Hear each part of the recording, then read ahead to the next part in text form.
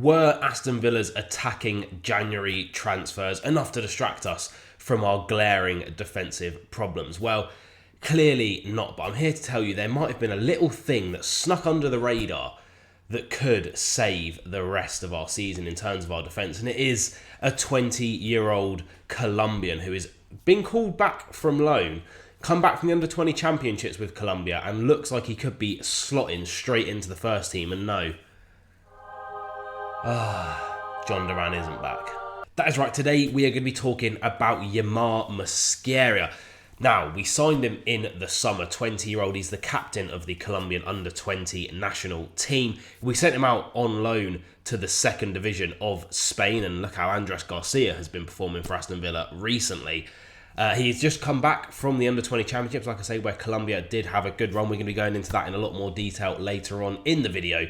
But he was recalled. It was confirmed on the Aston Villa website. He was recalled on the 28th of January. And a lot of the big players in Aston Villa news reporting are saying that it is going to be to link up with the first team. He isn't being coming back to play with our Premier League 2 team. He is going to be a bona fide first team. And now, should we be excited? Is a 20-year-old Colombian centre-back going to finish, make Villa finish in the top 4? We don't know, right? It's hard to put that much pressure on a player, but he is left-footed.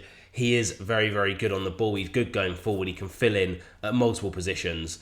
And with the amount of injuries that we have, we're having to play Kamara there, and even he's got injured. It could be a little bit of a nice situation to have a player like him back. So let's learn all about him. But before we do, if you are enjoying the content, leave a like, subscribe down below for more.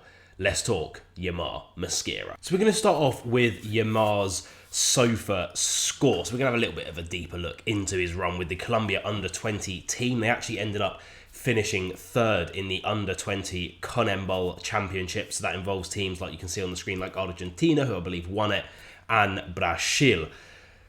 Now, as you can see, he played very, very well. An average rating of 7.05. Yes, it's an under-20 championship, but we all know the type of calibre of player that come out of South America. Now, looking at him as a player, 20 years of age, only just turned 20 as well earlier this month. He is already 190 centimetres tall, so a very, very physically ready person for the Premier League, right? You'd see 181 centimetres as a centre-back, perhaps you might think, a little bit dodgy, but no, he is already a bit massive, and he is left-footed.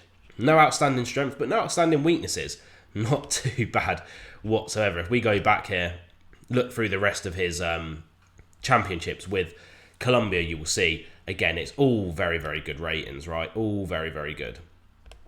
If we scroll down here, we'll see his season heat map operates, again, primarily on that left-hand side of defence. Exactly, really, what we need. We go down here a little bit further, you'll see Real Union was where he was before. He was Osomero, that's who we signed him from earlier on in the season. And then again, you can see his most recent matches here. If we go down here, you'll see his stats for those under-20 championships. He played 8 games. He got in the team of the week once. I believe he got an assist. Yeah, he did get an assist as well in those championships. 3 clean sheets, 1.5 interceptions per game, 3.4 clearances per game. It's all very, very decent. Again, is this going to be the solution to all of Aston Villa's defensive problems? Well, probably not. But you look at our current left-footed centre-back options, we have Tyrone Mings.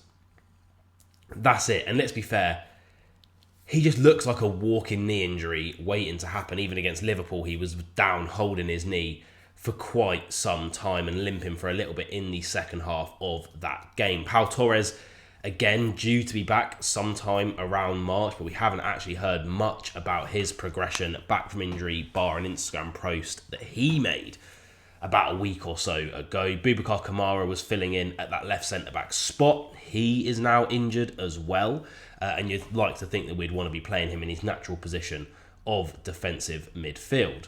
So it leaves Aston Villa in a bit of a tricky situation. Now again, Andres Garcia, bar the mistake against Liverpool, which cost us their first goal, he has actually been one of our standout players, I think, over the past 3 games or so, and really impressed me alongside a multitude of other Aston Villa fans during his time in the first team. Now, Matty Cash is coming back. You'd imagine that would come to an end. But that is a player that's been signed from the second division of Spanish football and seems to have taken to the Premier League relatively well. Now, Mosquera has been called the future of Colombian defensive players. Colombia's perhaps future captain due to his amazing leadership skills at such a young age. And sometimes these transfers just happen and circumstances and stars align and it just works, right? And that kind of feels like what might be happening with Mosquera. Now, there's a reason why we would have recalled him with the intention of him linking up for the first team, and that would purely be because Emery and his staff think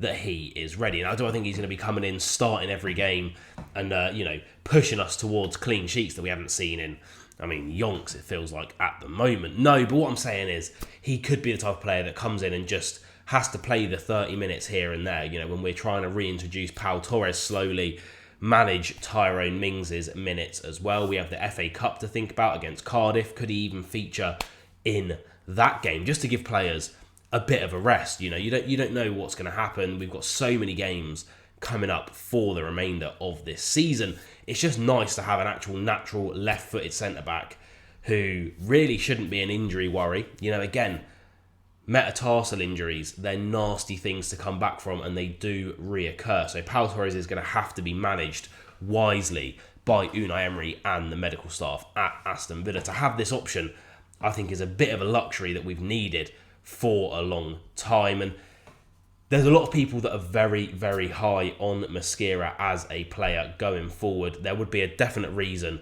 why he was signed and it could be his time to shine. But what do you think? Leave your comments down below as always. Up the Villa, and I'll see you very soon.